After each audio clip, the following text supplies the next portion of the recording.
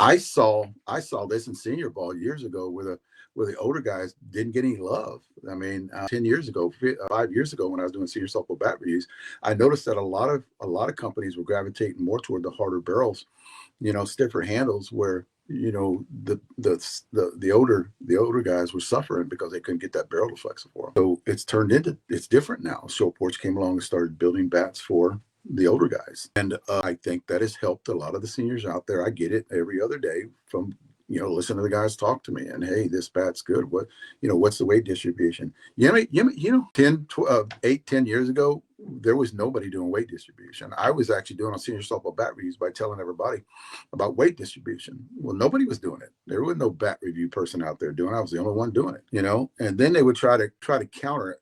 They're not right now, just because a lot of people do learn. They're not doing it now. I'm talking about years ago.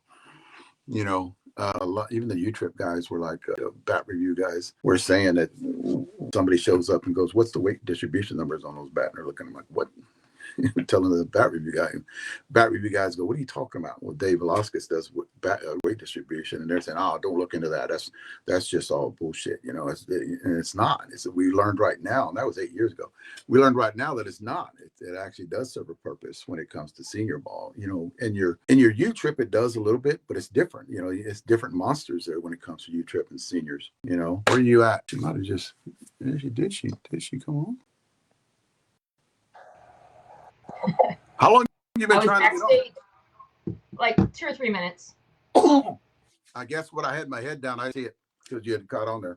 What I was talking about, here's another thing too, and I wanted to get in this with you very briefly in a minute. But first I want you to talk to me about the Bombers last week and the experience that you had, and I know you and Bob talked about it the other night. But just go through that on how what the experience you had whenever you got there, and the people basically. So it was pretty awesome. So I'm in Sacramento, and the field that they were hitting at is about an hour and a half or so away from where I live. So Bob came down from Washington. Brandon flew in from Atlanta, and Bob went straight to the airport, picked Brandon up. We had plans to go just BP, the three of us, and I had a field and everything for us. And all of a sudden I get a phone call saying, "Oh no, they want a BP at Islander Field where we're going to be hitting tomorrow."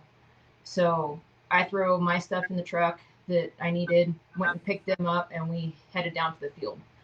When we got there, just as all the guys were showing up, you had John Gilmore.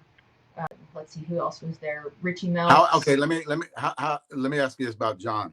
Y'all were talking about it the other day. He's a badass guy, and let me tell you a story about him.